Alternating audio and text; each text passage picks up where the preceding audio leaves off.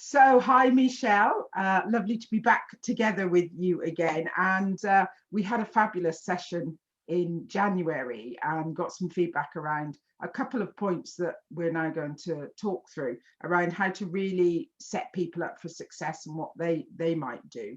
So, one of the questions that I was thinking somebody might be holding is kind of how do I get the most from my session as the practicing supervisor?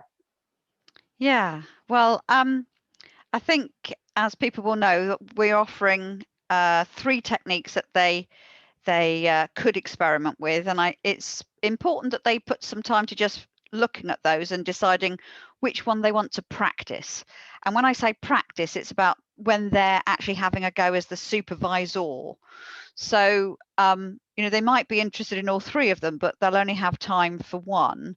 So which one would be particularly useful to have a go with themselves? So I think that's the first thing. I think the other thing is that each of the techniques kind of say at the beginning, what might this be useful for? And if they look at that paragraph for each of them, that might give a hint of the kind of issues that maybe they already know come up in their practice. And maybe there's something that they're quite habituated in, they'd like something fresh, or maybe there's something that they've never quite felt comfortable with how they've dealt with it. And so that first paragraph gives a good clue about what kind of topics the exercise suits. So, having that sense of what would really serve my practice, I think, as they look at the techniques, just not just general curiosity, but what would be useful in their experience.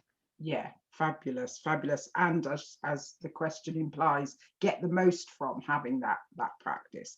Yeah. The other thing that struck me was there might also be the kind of what feedback am I going to get from the people I'm working with?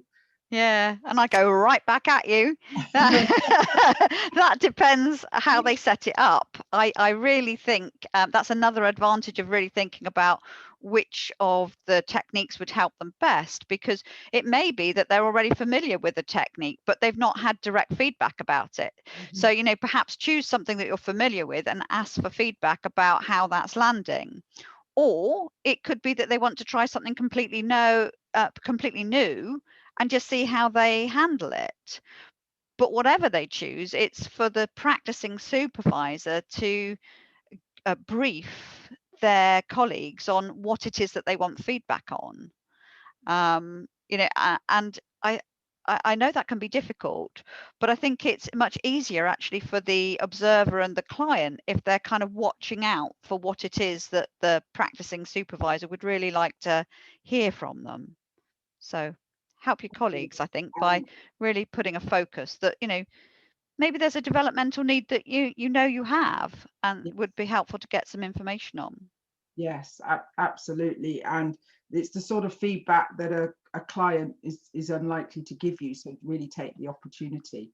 I think that's the real sort of benefit of working with peers, because they do know the game, whereas your genuine supervisor, A, is going to be thinking about their own issues, and B, they might not totally know what good looks like. Exactly. So I particularly hear there the piece around knowing your game and then asking how you can polish it, which is, what nice. these sessions achieve. So, and of course, there is more information on the AOCS website on the events page under the special co-supervision space tab. So people can always look there for some more information as well. Lovely. Thank you.